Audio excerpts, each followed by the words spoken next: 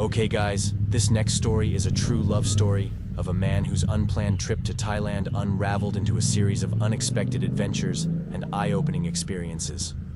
Without further ado, let's dive in.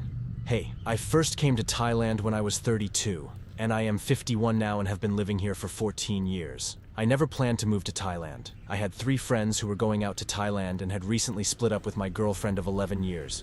I decided to join them. The plan was Nana for one night and then down to Samui. We had a good friend who had a condo on Soi 6.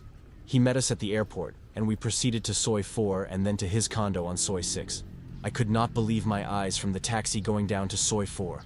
We dumped our bags and straight back onto Soi 4. The first stop was Big Dogs and then Spanky's. Within 2 hours, I was in the hotel with a smoking hot go-go girl.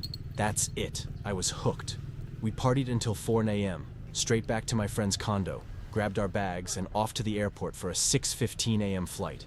We were all still a bit drunk, but got through security with no issues. We flew with Bangkok Airways, and there was a flight at 6 a.m. and 6:15 a.m. We boarded the flight, and someone came to us and said we're in their seat. We had boarded the wrong aircraft, and we were quickly ushered out to the 6:15 flight. 1 hour of good sleep, and we were on Samui. The place looked like a picture postcard, even the airport. We had friends on the island, Kate and Mike. Kate was Scottish, and her boyfriend was Mike. He was Thai. They had booked us into bungalows close to the Big Buddha.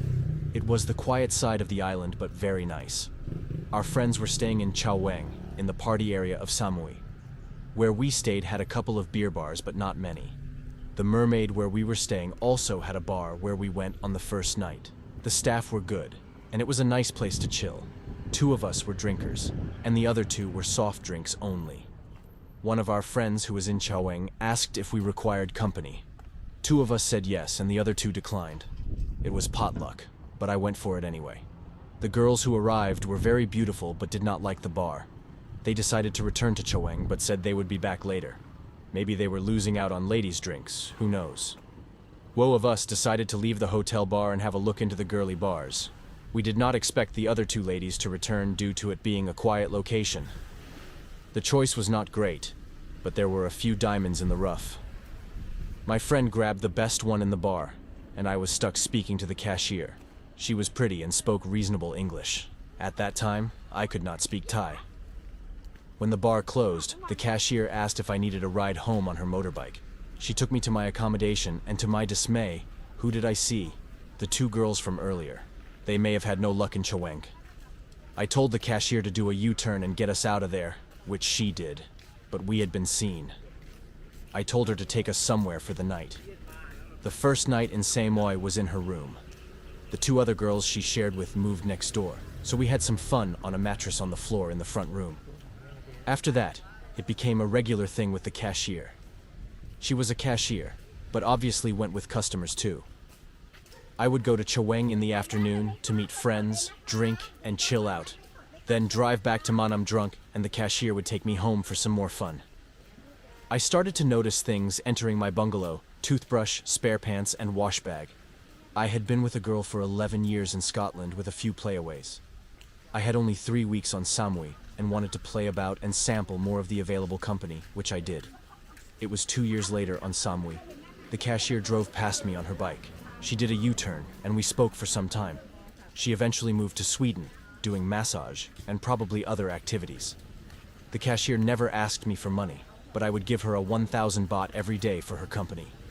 I remember it was 68 baht to a pound, so about 13 in total. I decided to move to Chao Weng. The drunken drives home had been risky, and Chao Weng was the party zone. I dated a lot of girls, but was getting bored with the same conversations. I needed someone who I could have a laugh with, and not just bedroom business. We used to drink in a regular bar and restaurant on Beach Road, as we did not get pestered for ladies' drinks. Later, we would venture around to Soi Green Mango, or Soi Rigi, where the action was. One of the girls in the regular bar asked me if she could come with me to Soi Green Mango.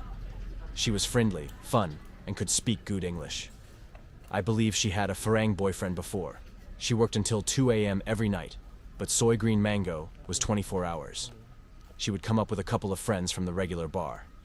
But in those days, the drinks were so cheap, we didn't even care for a late-night drink. It was the Jimi Hendrix bar, and I'm still good friends with the DJ there.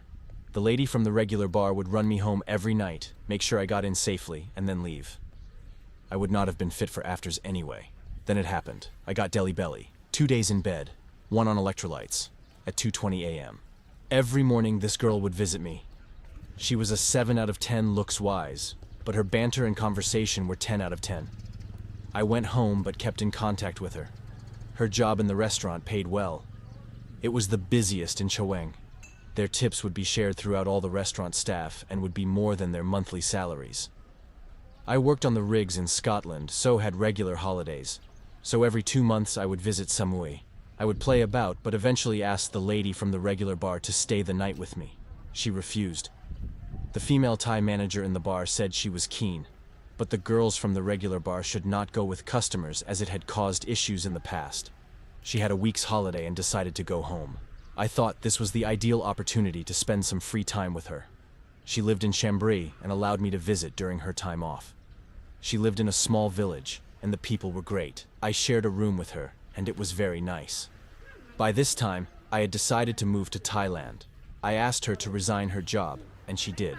I would send her money equal to her salary that she had received previously in the bar. I did extra training and examinations to upgrade my work position on arrival in Thailand. During one of my trips, I received a message on LinkedIn. "We have a position in Thailand." It was for 4 weeks and only 1 hour from my girlfriend's house. It lasted 17 weeks. I worked 6 days a week and made a decent salary. My original company were calling me, asking me to come back. I had already picked up a new position in Africa and had to tell my current company I would be resigning. By this time, we were married. The position in Africa was only 4 months, and I ended up there for 10 years on a month-on month-off rotation. I stayed in the Thai family home during my time off. I visited Bangkok for 2 or 3 days then to the village. In the house, there were 12 in-laws, not including myself, but only 1 toilet. I liked it, although toilet access was limited. There was a field behind the house, so it was kind of okay. I saved and saved but never worried about spending money on enjoying ourselves, and we would party hard in Bangkok. In the village, I was lucky to spend $10 a day, including beer, smokes, and food. We bought 2 rai of land, which obviously I put in her name and built a house.